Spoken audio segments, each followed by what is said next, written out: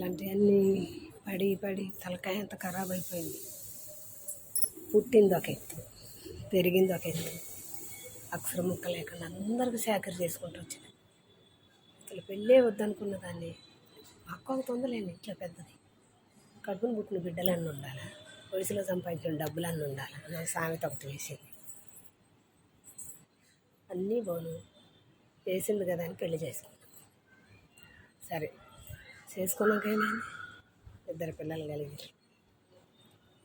కలిగిరు అని ఏదో సంతోషం కోసం ఇద్దరిని చదివించుకుంటే మగపిల్లలు అయినందుకు ఆడపిల్లకి అయితే అన్నీ పెట్టాలి, అది ఏం లేదు. మగపిల్లలకు ఉన్నంత వరకు అన్న కొద్దిగా కాదు మంచిగా చదివించుకున్నది. అది కాలేదు. మా మధ్యలో దూరి ఇంట్లో ముందు మా ఇంటి పెద్దే చేసిండు, నా సంసారాన్ని నొప్పు. ఆడపిల్లలకు అవకాశం ఇచ్చింది ఇంటికి పెద్దే, తిరిగి తిరిగి సంసారాన్ని ఖరాబ్ చేసిండు, మైండ్ ఖరాబ్ చేసిండు.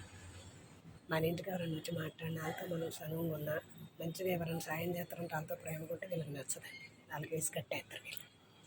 అట్లా కాస్త సగం పాడు చేశారు. వాళ్ళు బావా అని పిలిచి వాళ్ళ తమ్ముడు వచ్చినప్పుడు అన్నయ్య అంటే వాళ్ళకి చక్కగా ఉంటుంది.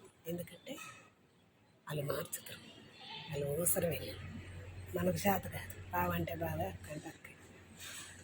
ఇలాంటి సమాజంలో మనం బతకాలంటే ఇట్లాంటి 100 మంది ఆలోచన వీళ్ళకే, 100 మంది చేసిన తప్పులు వీళ్ళకి.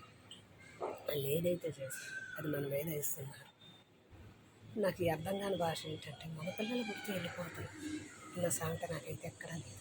ఆడపిల్లలు పుడితే ఉంటారు అని వాళ్ళకి ఇద్దరు ఆడపిల్లలు పుట్టారు. నాకైతే పెద్దోడే ఉన్నారు, నాకన్నా ముందు మగపిల్లలు పుట్టిన వాళ్ళు ఉన్నారు. నేను చిన్నదాన్ని, నాకు ముందు మగపిల్లలు పుట్టి వాళ్ళకి పిల్లలు పుట్టలేదంటే పూజలు చేసి సేవలు చేసి పిల్లలు వెలుగులాగా చేసినాం. వాళ్ళు మంచిగా ఉండక వాళ్ళ ఇంట్లో పూజలకు కూడా అన్నీ మా ఆయనే నిలబెడతాడు. కానీ మా కోసం మాత్రం ఏది చేయలేదు.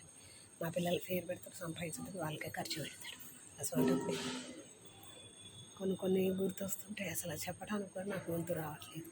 ఇంట్లో వణుకొచ్చేస్తుంది ఆ బాధకి. ఇట్లా సమాజంలో ఇట్లా ఉంటారు భర్తలు అనేవాళ్ళు. వదిలేయాలి.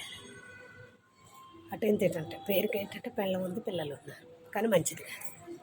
కానీ వీళ్ళకి స్వేచ్ఛ కావాలి కదా, ఎవరి దగ్గర మర్దల దగ్గర తిరగాలి, వాళ్ళు అనుకున్న వాళ్ళు ఇంటికి రావాలి, వీళ్ళు అబద్ధాలు ఆడాలి, అందరు కలిసి నా మీద నిలదీయాలి. ఏంటంటే నిజాయితీగా ఉన్న వాళ్ళు మాట పడలేం కదా, ఎట్లా బతుకు వెళ్ళిపోయినందుకు ఇది చెడుది, మంచిది కాదు. వాళ్ళు హింసెత్తున్న తలకాయలు పగలు కొట్టినా, కాళ్ళు ఎరగ కొట్టినా, బెల్ట్లు తీసుకొని కొట్టినా పడ్డా. అది భర్త గురించి. కానీ ఇప్పుడు పిల్లలు పుట్టినాక వాళ్ళు చూసుకుంటూ బాధ పెట్టుకుంటే నేను వాళ్ళ కోసం ఉండలేను కదండి. బయటకు దాటినే ఆమె సుఖంగా ఉండనిస్తున్నారా? అది మంచిగా బతుకుతుంది, దానికి ఏమనేది లేదు. నువ్వే దిగులు, నీకెందుకు ఇంకో పెళ్లి చేసుకో. వాళ్ళు చేసుకున్నారు 2 పెళ్ళిళ్ళు, అందుకే నా మొగుడు కూడా చేయాలి, లేకపోతే నీకు ఎవరో ఉన్నారు అందుకే వెళ్ళిపోయింది. చరిత్రలు చేసే పనులు ఎట్లా ఉన్నాయండి.